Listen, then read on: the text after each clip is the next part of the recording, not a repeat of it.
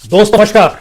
दोस्तों, मोदी सत्ता ने यह सपने में भी नहीं सोचा होगा कि किसान आंदोलन धीरे धीरे न सिर्फ व्यापक होता चला जाएगा बल्कि उनकी अपनी नब्ज को ही दबाने की स्थिति में आ जाएगा।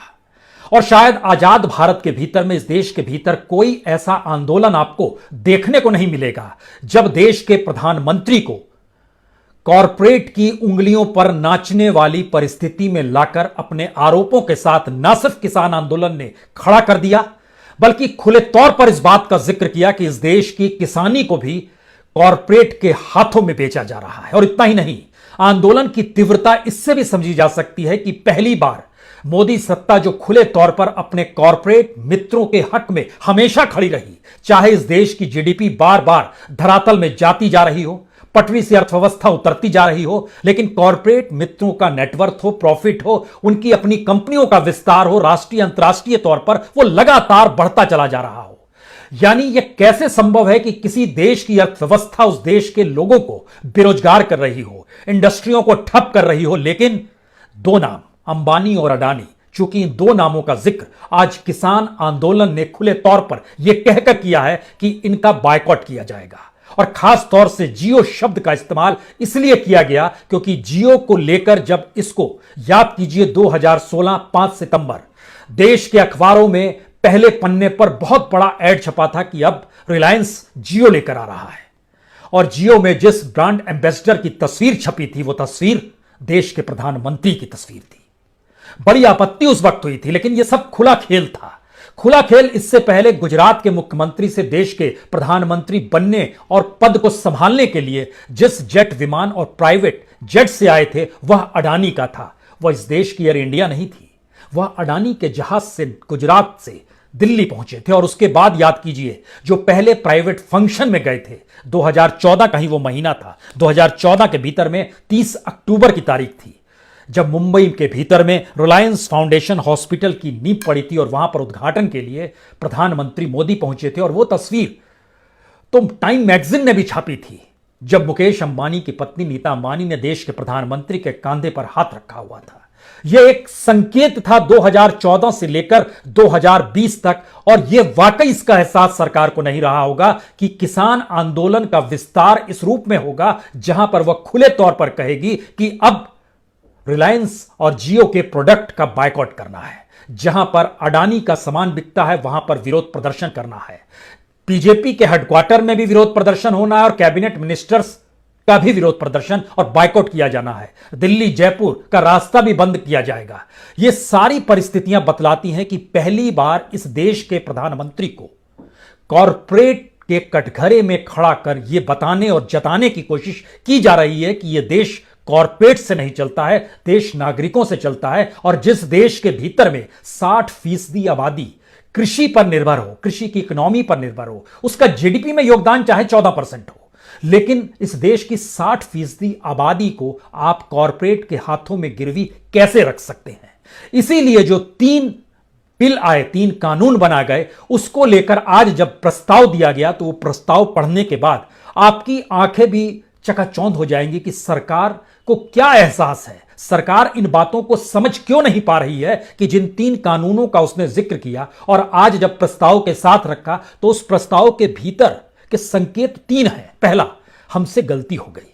दूसरा, पहली गलती यह हो गई कि हमने आपसे कोई बातचीत नहीं की और चीजों को ले आए। दूसरा, संसद के भीतर में हमने जो वोटिंग करने की स्थिति में नहीं आए और विपक्षी राजनीतिक दलों को बोलने तक का मौका नहीं दिया गया और वहां पे चीजें पास करा दी गई। खासतौर से राज्यसभा की स्थिति बता रहे हैं। और तीसरी स्थिति है, ये तमाम गलतियां हैं लेकिन बावजूद इसके कानून वापस नहीं लेंगे, उस पर कुछ पैबंद लगा देंगे। और पैबंद की फेरिस्त जो है वह इतनी हास्यास्पद है कि हम एमएसपी लिख कर दे देंगे। कल्पना कर सकते हैं, जिस देश के भीतर में सिर्फ 6% किसान, और किसानों की संख्या जब हमने सरकारी आंकड़ों के जरिए जोड़ी तो पता चला सिर्फ 50 लाख किसानों को ही एमएसपी का लाभ मिल पाता है। उस आंकड़े पर आए उससे पहले मंडी को मजबूत करेंगे, लेकिन पैरेलल में प्राइवेट मंडी को भी खड़ा करेंगे।